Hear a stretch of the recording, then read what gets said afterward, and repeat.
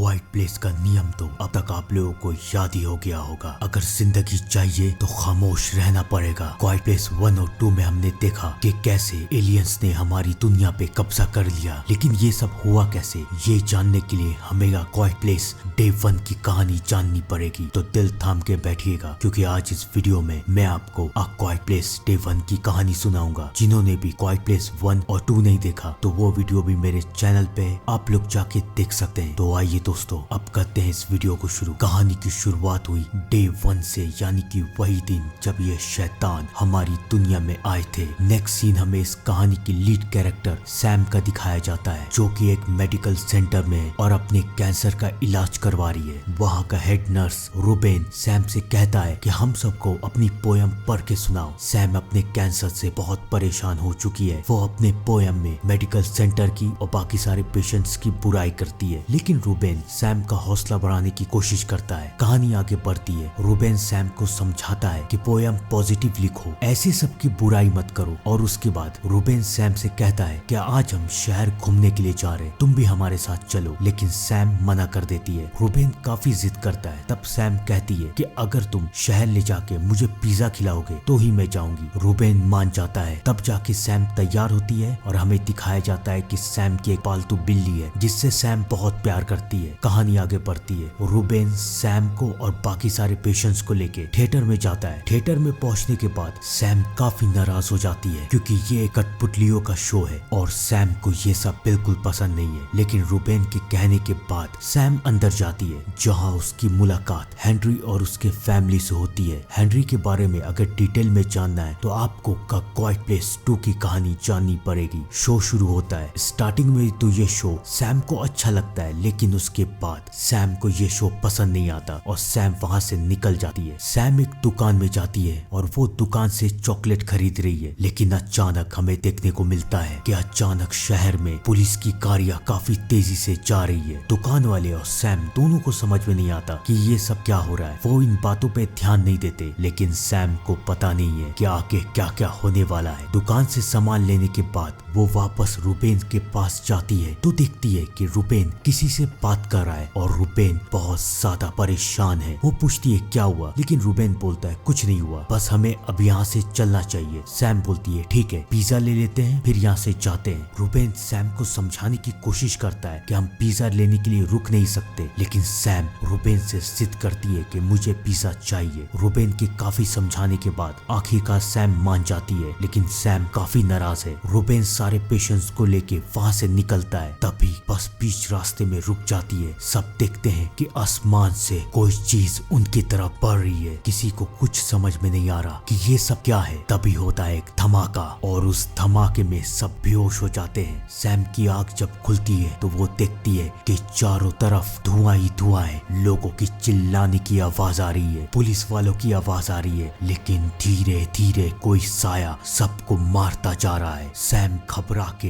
भागती है, धुएं में छुपने की कोशिश कर रही है और उसी के सामने वो साया पुलिस वालों को, लोगों को, कार को, सबको मार रहा है। सैम बच के भागने की कोशिश करती है, तभी एक धमाका होता है और सैम फिर से बेहोश हो जाती है। लेकिन इस बार जब उसकी आंख खुलती है तो उसके मुंह पे हेनरी अपना हाथ रख देता है। वो उसे इशारा करता है कि चिल्लाना मत, आवाज मत करना। सैम को कुछ समझ में नहीं आ रहा कि ये सब क्या हो रहा है। वो देखती है कि वो उसी थिएटर में और वहाँ पर कई सारे लोग हैं, सब डरे हुए। रूबेन भी वहीं पर है और रूबेन सैम को देख के काफी खुश होता है। वो सैम को उसकी बिल्ली भी देता है। सब कोई बहुत परेशान है, किसी को कुछ समझ में नहीं आ रहा। तभी हेलीकॉप्टर से पुलिस वाले अनाउंसमेंट करते हैं कि जो जहाँ है वहीं पर रहे, वहाँ से निकलने की जरूरत नहीं है। और एक बात याद रखे, बिल्कुल भी आवाज ना करे। लेकिन हेलीकॉप्टर को पता नहीं था कि उसने तो आवाज कर दी है और वो शैतान उस हेलीकॉप्टर को भी खत्म कर देता है। हेलीकॉप्टर के धमाके की आवाज सुन के बिल्ली भाग जाती है और सैम अपनी बिल्ली को पकड़ने के लिए उसके पीछे भागती है और रूबेन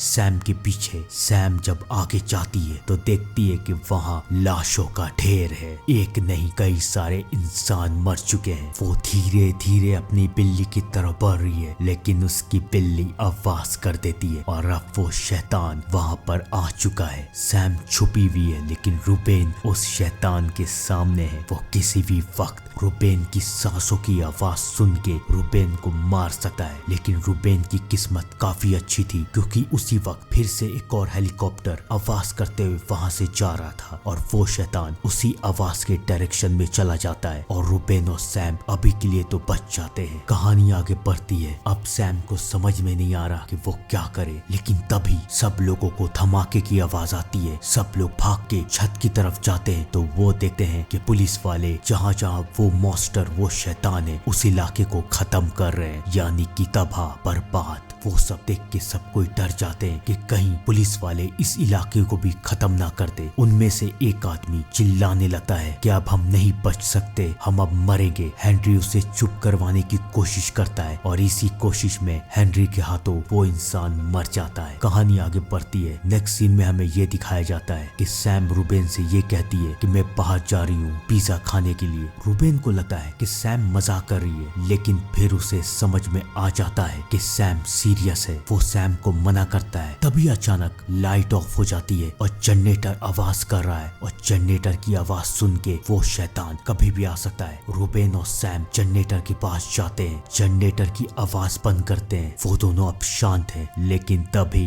रूबेन का कपड़ा जनरेटर में फंस जाता है और उसे बाहर निकालने के चक्कर में आवाज होती है। और अब रूबेन भी समझ चुका है कि उसके साथ क्या होगा। वो शैतान उस वक्त वहां पर आके रूबेन को मार देता है। अब सैम के पास कुछ नहीं बचा, ना दोस्त ना कोई परिवार। सैम अब फैसला करती है कि वो अब यहाँ नहीं रहेगी, वो बाहर जाएगी। सैम बाहर की तरफ निकलती है। वो धीरे धीरे चल रही है। वो दुकान जाती है, कुछ खाने का सामान लेती है और एक झरने के पास बैठ के धीरे धीरे खा रही है। तभी वो ये देखती है कि उस झरने के अंदर एक बच्चा और बच्ची है। वो उनके पास जाती है, उन्हें भी खाने का सामान देती है। तभी उसी वक्त हेलीकॉप्टर अनाउंस करता है कि शहर से बाहर निकलने का वक्त आ चुका है। सब कोई साउथ के सी पोर्ट के पास पहुंचिए। हम लोग बोट से इस शहर से बाहर निकलेंगे। वो अटैकर, वो शैतान पानी में तैर नहीं सकते, तो इसलिए हम लोग बोट से इस शहर से बाहर निकलेंगे। सैम उस लड़के और लड़की को कहती है कि चलो मेरे साथ। सैम उन्हें लेके बाहर निकलती है तो देखती है कि शहर के सारे लोग बाहर जा रहे हैं, सब इस शहर से जाने वाले हैं। लेकिन तभी अचानक वो शैतान वहां पर आ जाते हैं। एक नहीं, दो नहीं, कई सारे। उन्हें देख के सब चिल्लाना शुरू कर देते हैं और ये उनकी बहुत बड़ी गलती है। आवाज सुन के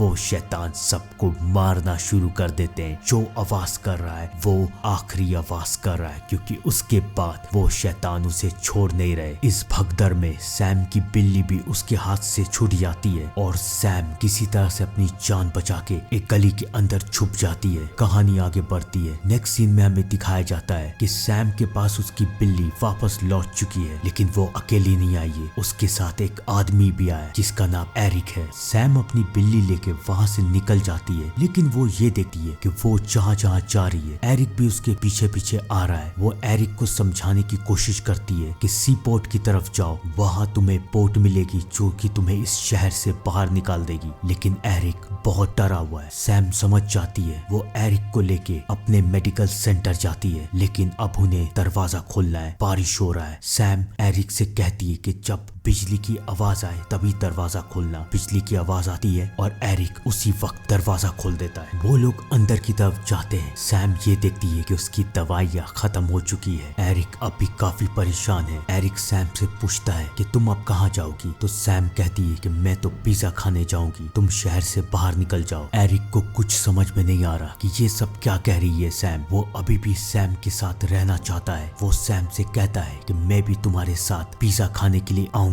अब सैम के पास कोई रास्ता नहीं बचा है। वो एरिक को सच बताने की कोशिश करती है। वो एरिक को एक डायरी देती है और कहती है कि इसमें मैंने अपनी पोयम लिखी है, और उस पोयम के जरिए एरिक को ये पता चल जाता है कि अब सैम के पास ज्यादा वक्त नहीं है, वो कभी भी मर सकती है। एरिक इमोशनल हो जाता है और सैम भी। बिजली अभी भी कड़क रही है। दोनों बहुत इमोशनल है और बिजली के कड़कने के आवाज के अंदर वो दोनों चिल्लाते हैं अपनी फ्रस्ट्रेशन निकालने के लिए। कहानी आगे बढ़ती है। अगली सुबह सैम एरिक को मेडिकल सेंटर छोड़ के वहाँ से चली जाती है, लेकिन बीच रास्ते में वो ये देखती है कि एरिक भी उसके पीछे आ रहा है। वो एरिक को रोकने की कोशिश करती है और इसी कोशिश के दौरान सैम से बहुत बड़ी गलती होती है, उससे आवाज हो जाती है और अब वो दोनों समझ चुके हैं कि वो सारे शैतान वहाँ पर आ रहे हैं। वो लोग बच के भागने की कोशिश करते हैं। भागते वक्त एरिक एक कार में पत्थर मार देता है और उस कार का अलार्म आवाज करने लगता है और सारे शैतान उस कार की तरफ बढ़ते हैं। उन दोनों को कुछ वक्त मिल जाता है। वो लोग अपनी जान बचाने के लिए एक बिल्डिंग के अंदर घुसने की कोशिश करते हैं, लेकिन बिल्डिंग के दरवाजे के पास एक लैपटॉप है और उससे आवाज हो जाती है। वो सारे शैतान बिल्डिंग के अंदर आ जाते हैं। एक नहीं, दो नहीं, कई 100 शैतान। एरिक और सैम अपनी जान बचाने की कोशिश कर रहे हैं। वो दोनों बिल्डिंग के बेसमेंट की तरफ भागते हैं जहाँ पर पानी बह रहा है। वो लोग पानी के रास्ते बिल्डिंग से बाहर निकलने की कोशिश करते हैं। उन्हें लगता है सब कुछ ठीक है, लेकिन ये बहुत बड़ी गलती है क्योंकि पानी के ऊपर उनमें से एक शैतान वहाँ पर है। वो लोग धीरे धीरे करके पानी से बाहर निकलने की कोशिश कर रहे हैं, लेकिन वो शैतान उनकी आवाज सुन लेता है। वो उनके पीछे जाता है, लेकिन वो शैतान पानी में तैर नहीं सकता। वो पानी में डूब जाता है और एरिक और सैम बच जाते हैं। वो लोग एक चर्च में पहुंचते हैं और अब सैम की तबीयत बहुत खराब है, उसे कभी भी कुछ भी हो सकता है। एरिक के पास अब कोई रास्ता नहीं है। एरिक को सैम की दवाई लेने के लिए बाहर निकलना पड़ता है, लेकिन वो ये देखता है कि सैम की बिल्ली भी एरिक के पीछे आ चुकी है। वो सैम की दवाई लेके वहाँ से बाहर निकलता है। रास्ते में वो बिल्ली एक जली हुई बिल्डिंग के अंदर घुस जाती है और उसे बचाने के लिए एरिक भी उसके पीछे जाता है और ये उसकी बहुत बड़ी गलती थी क्योंकि उसी बिल्डिंग में एक नहीं, दो नहीं, कई सारे शैतान हैं जो कि मरे हुए इंसानों को खा रहे हैं। एरिक उससे बचने की कोशिश करता है। वो सारे शैतान एरिक के बगल में ही है। हल्की सी भी आवाज और एरिक को मिलेगी